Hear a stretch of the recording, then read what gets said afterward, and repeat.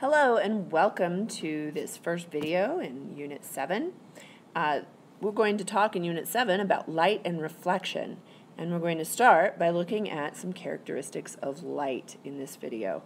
We're going to look at the speed of light, electromagnetic radiation, what is that, brightness and that concept, and what is the ray approximation. So when sunlight shines through a prism, what do you see? You see these different colors of light. Why is that? Well, we can take white light and we can get all the different colors of the rainbow, right? You all know this. You probably have some good idea why this happens, but I have a question for you. Does this mean that the red light is traveling faster than the blue light? Think about that for just a minute. You know that light travels at a very specific speed. All light travels at that speed. So no, the red light does not travel faster than the blue light because all light travels at 3.00 times 10 to the 8th meters per second. What else travels at this speed? Think about that.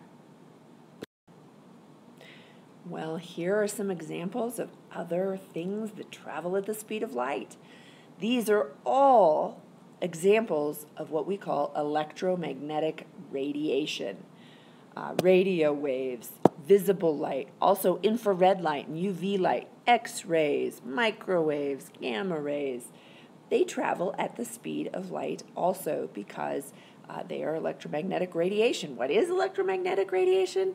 Well, electromagnetic radiation is where we have oscillating electric field and an oscillating magnetic field, and this particular wave is traveling in this direction, and this electric field and magnetic field are traveling perpendicular to each other. So electromagnetic radiation is actually a transverse wave.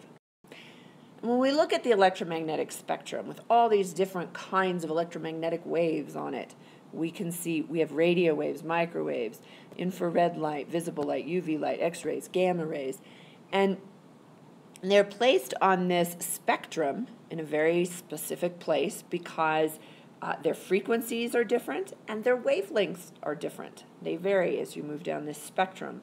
However, they all travel at the speed of light, 3 times 10 to the 8th meters per second. You can see by looking at this spectrum that down here at this end, our radio waves have very long wavelengths, measured in meters here, 10 to the 3rd meters for radio waves, as opposed to these very, very short wavelengths up here with gamma rays, 10 to the negative 12th meters. So those are really short. You can also see here is the measurement of frequency right here. You can see that with these long wavelengths at this end, the frequencies are very low. But at this end, where we have very short wavelengths, we have high frequencies. Remember, those are inversely proportional and defined by our wave speed equation. You remember this? In this case, we're going to say, instead of V for velocity, we're going to use the letter C because it represents the speed of light, a very specific speed, 3.00 times 10 to the 8th meters per second. And that is equal to frequency times wavelength. So since we're talking about the characteristics of light, let's look briefly at brightness. You already understand intensity, so you should be able to think about what kinds of factors determine how bright a light is. What do you think? Well, you probably thought about something like how bright is the source initially, and maybe how far away are you from the source. And those would definitely be factors that affect the brightness of light. When we talk about brightness, we talk about the perceived or apparent brightness.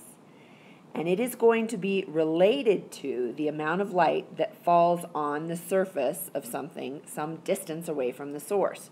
So it's proportional to the actual brightness divided by the distance squared.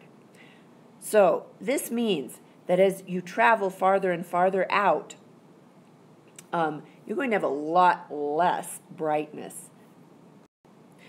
If, for example, we are some distance away from the source, R, and we decide to get really far away. We double that distance away from the source. We go to 2 times r.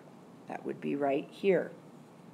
If we do that, we are only having an apparent brightness of 1/4 as much light. That's because only 1/4 as much light will be falling on that much surface area. So doubling the distance gives us 1/4 the brightness. So sometimes it's useful to talk about light in terms of rays. And when we say a light ray, it simply means a straight line perpendicular to the wave front. You can see that in this diagram. The ray would be perpendicular to the wave front.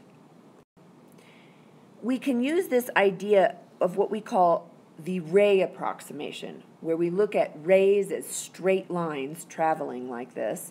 And this idea of a ray approximation works for short wavelengths only in media where c is constant and where we have the speed of light at a constant.